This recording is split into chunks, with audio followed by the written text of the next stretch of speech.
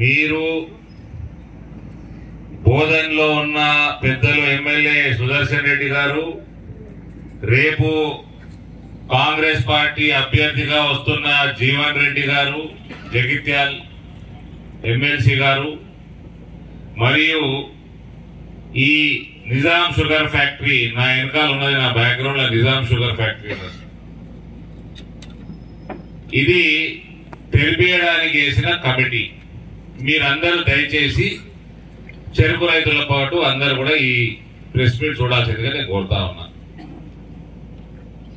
ఇక్కడ అసాధ్యాన్ని సుసాధ్యం చేసిన party BJP. పసుపు బోర్డుని ఇవాళ జాతీయ పసుపు బోర్డుని తీసుకొచ్చిన పార్టీ బీజేపీ. దానికి కూడా కాంగ్రెస్ వాళ్ళు కార్యాలయం విడబెట్టాలి, ఆడబెట్టాలి, వాళ్ళ రాజకీయాలు వాళ్ళు చేస్తున్నారు. సరే, జాతీయ పసుపు బోర్డు ఇలా మీరు గూగుల్ చేస్తే జాతీయ పసుపు బోర్డు మన దగ్గర ఉన్న దాని డీటెయిల్స్ వచ్చేస్తాయి. కార్యాలయాలు ఎక్కడ పెడతామో మోదీ గారికి మనందరికంటే ఎక్కువ తెలుసు. నిజామాబాద్ లో కూడా డెఫినెట్ గా మనకి కార్యాలయం వస్తుంది.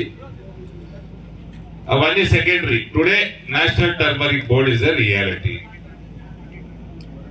ఇక అతిపెద్ద రైతాంగం సమస్య రెండవది మన ప్రాంతంలో చెరుకు ఫ్యాక్టరీలు.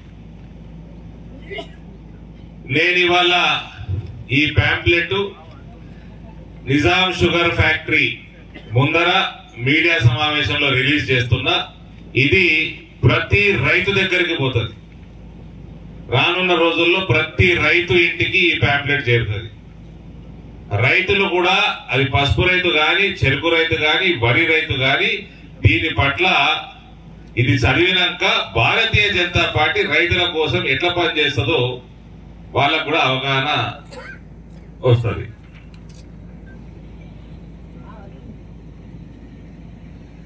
బీజేపీతోనే చెరుకు రైతుల భవిష్యత్తు, మోడీ పాలనలోనే చెరుకు ఫ్యాక్టరీలకు మద్దతు. ప్రధాని శ్రీ నరేంద్ర మోడీ నాయకత్వంలోని కేంద్రంలోని బీజేపీ ప్రభుత్వం చెరుకు రైతులకు అండగా నిలుస్తున్నది. 5 ఏళ్ల కాలంలోనే రూపాయలు 9,005 కోట్ల ఆర్థిక సాయంతో 66 షుగర్ ఫ్యాక్టరీలను నిలబెట్టింది. మూసుకుపోయిన షుగర్ ఫ్యాక్టరీలను నిలబెట్టింది.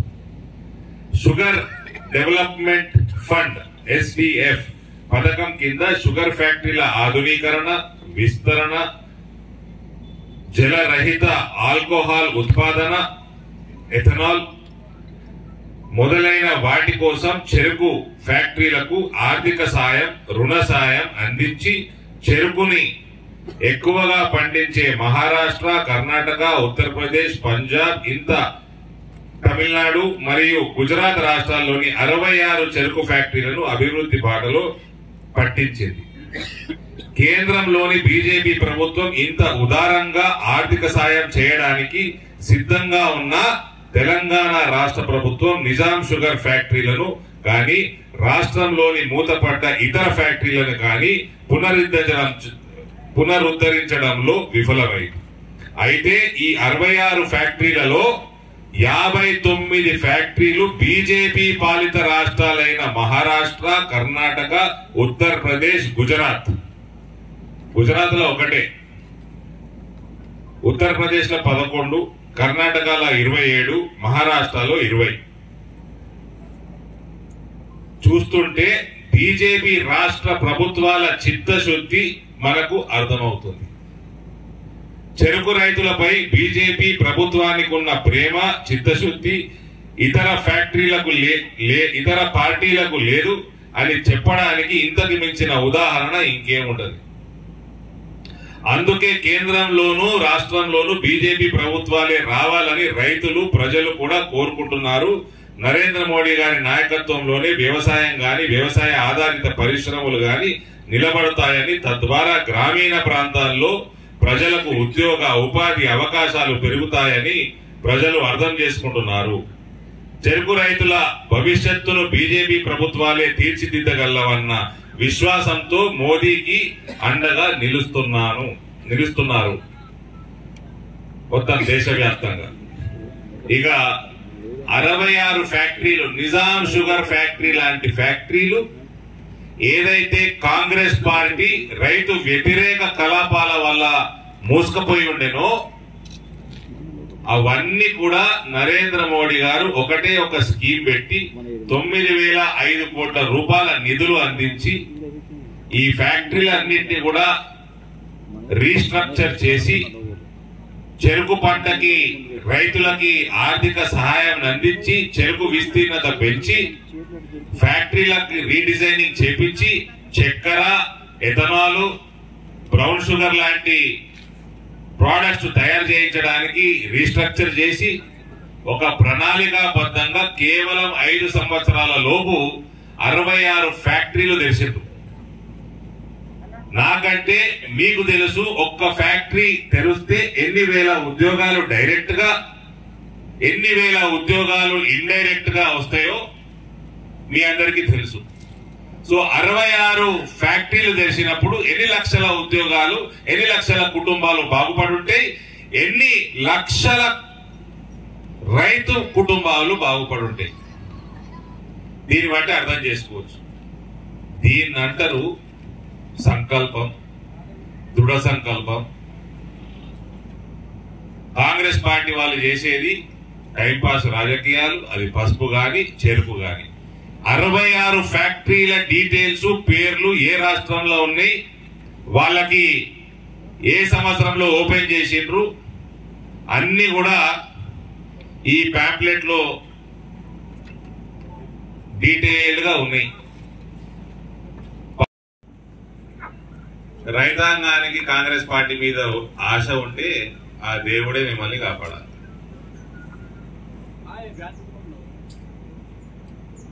ఏం చేసిండ్రు చూస్తా ఉన్నా. 3 నెలలు అయింది. రేపు 3వ తారీఖు వస్తే 3 నెలలు నిండుతాయి. కమిటీ చేసిండ్రు, కాలయాపన చేస్తున్నారు. ఇప్పుడు ఏదో మళ్ళా కమిటీ రెండోసారి వచ్చింది. ఒకసారి ముత్యంపేట పోయినట్టుంది, ఇంకోసారి ఏమో బోధనకు వచ్చింది. ఏం చేసారు, ఏం మాట్లాడతారంటే దృఢ సంకల్పంతో ఉన్నారట. కృత నిశ్చయంతో, దృఢ సంకల్పం కాదు, కృత నిశ్చయంతో ఉన్నారట. రెండింటి ఫరక్ ఉందేమన్నా. వాళ్ళు కృత నిశ్చయం తోటి ఉన్నారట. ఇది ఇలా నిశ్చయం, కృత నిశ్చయం.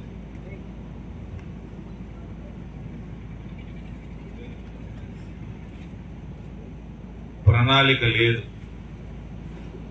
నేను చెప్తా ఉన్నా, ఈ ఫ్యాక్టరీ కోర్టులో ఉన్నది, ఎన్సీఎల్టీలు ఉన్నట్టున్నది. అది ఎట్లా ఆపుతావు? ఫస్ట్ మీరు అమ్ముతారా? నువ్వు 49%, 51%. నేను 5 ఏళ్ల క్రితం కూడా ఇది చెప్పినా, 4 ఏళ్ల క్రితం కూడా ఇది చెప్పినా. నేను లెటర్లు కూడా రాసిన కేసీఆర్. అమ్ముతారా? ఇద్దరు కలిసి. కొనేటోళ్ళు సిద్ధంగా ఉన్నారు, నడిపించేటోళ్ళు సిద్ధంగా ఉన్నారు. కోట్లలో తిరగమంటే ఎవడు కోర్టు చుట్టూ తిరగరు. 400-500 కోట్ల పెట్టుబడి పెట్టడానికి సిద్ధంగా ఉన్నారు. ఇది Nizam sugar factory real estate వాల్యూవే 500 కోట్ల కంటే తక్కువ ఉండదు. రియల్ ఎస్టేట్ వాల్యూ అంత ఉంటుంది. కేంద్రం నుంచి ఇటువంటి ఫ్యాక్టరీలు తెరిపిస్తా అంటే సబ్సిడీలు ఇస్తారు. రియల్ ఎస్టేట్ వాల్యూ ఉన్నది. మీరు అమ్ముతారు, అన్ని క్లియర్ చేసి అమ్ముతారా? అమ్మండి.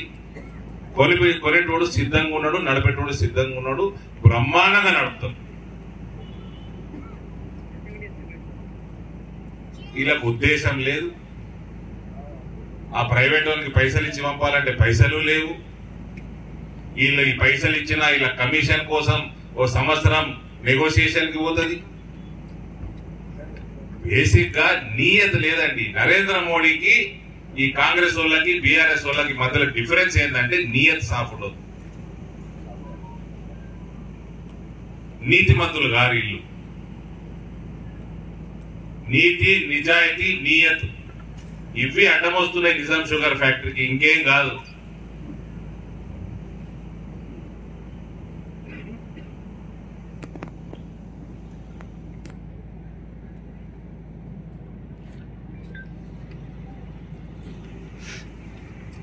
ఇదే టాపిక్, నో అదర్. మళ్ళా న్యూస్ డైవర్ట్ కావద్దు, చెప్పండి.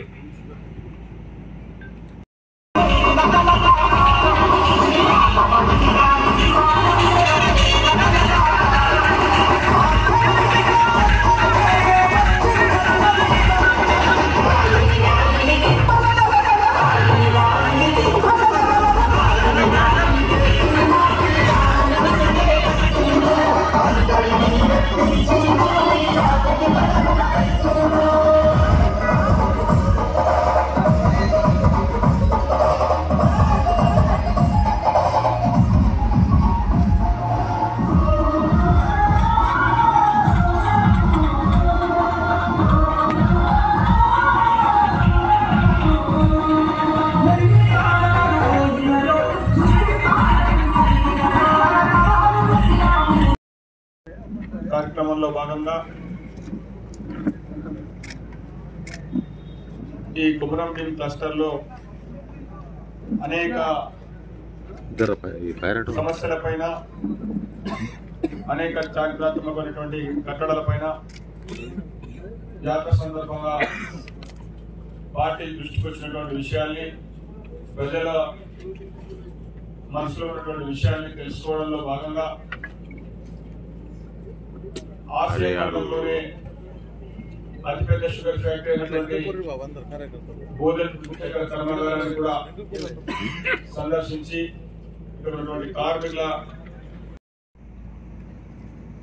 इलेक्शन में 300 करोड़ खर्चा किए तो 3000 करोड़ लेके गए। बकरा कौन बन रहे? ये किसान बन रहे बकरा, ये एम्प्लॉयज बन रहे बकरा, पब्लिक बकरा बन रहा। और कितने प्रेस मीट करते हैं ऐसा? ఎన్ని సార్లు వచ్చి కూర్చుంటే టెంట్ల కింద ఎన్ని రోజులు వరేస్తారు?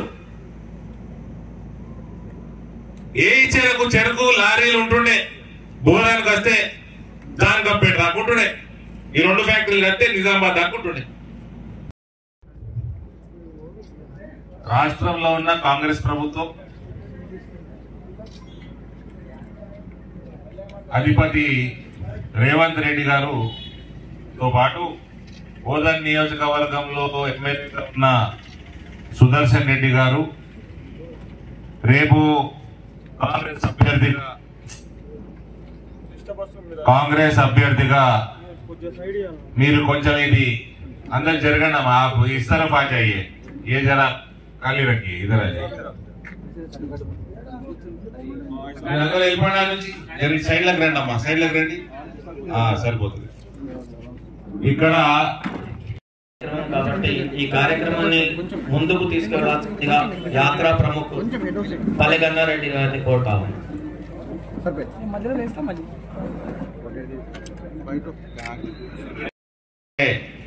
ఆ బండి కొంచెం వెనకకు రమ్మను, కొద్దిగా వెనకకు రమ్మను. एक मिनट भाई, फिर चालू करेंगे अंदर.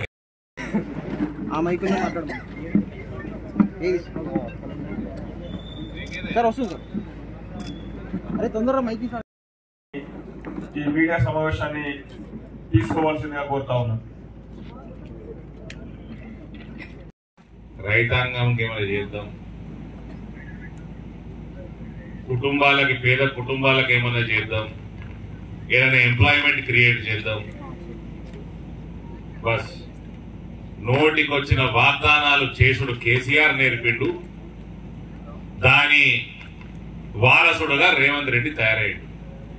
నోటికొచ్చిన వాగ్దానాలు, నీ ఆర్థిక పరిస్థితి ఏంటి, నువ్వు చేసిన వాగ్దానాలు ఏంటి, అసలు ఏదైనా దగ్గరలో ఉన్నాయా? ఇల్లు కట్టిస్తా అన్నాడు, ఇల్లు కట్టిస్తా అని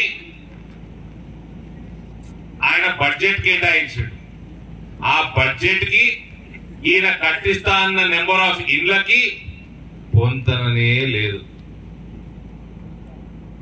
28,000 కోట్లు, 30,000 కోట్లు కావాలి ప్రతి సంవత్సరం. ఆయన కేటాయించింది 6,000 కోట్లు, 7,000 కోట్లు. అది ఉన్నాయా అంటే ఆ పైసలు కూడా లేవు. కేసీఆర్ కూడా పేపర్ మీద కేటాయిస్తుండే, అది ఎన్నడూ గ్రౌండ్ మీదకి రాకపోతుండే. కాంగ్రెస్ ప్రభుత్వం వచ్చినాక కూడా అదే పరిస్థితి. ఒక నిజాయితీతనం లేదు, ఒక సంకల్పం లేదు, ఒక ప్రణాళిక లేదు. డబ్బు రాజకీయం, కుల రాజకీయం. ఇప్పుడు కూడా రేవంత్, కవిత ఇద్దరు మంచి మిత్రులు, ఇద్దరు కలిసి క్యాండిడేట్ డిసైడ్ చేస్తారు.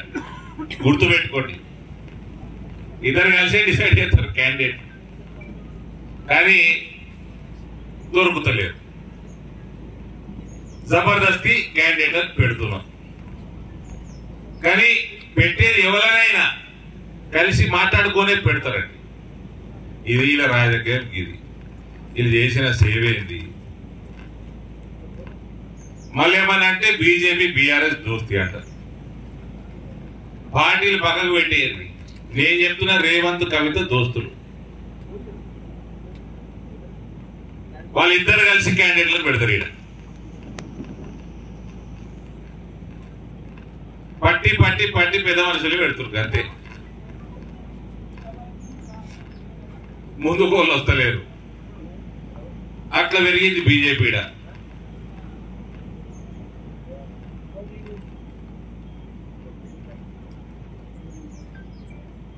కాబట్టి ఈ ప్యాంప్లెట్ ప్రతి రైతు ఇంటికి నేను చేతులతోటి పంపిస్తా. మనుషుల నుంచి ప్రతి రైతు ఇంటికి పోతాయి ఇవి.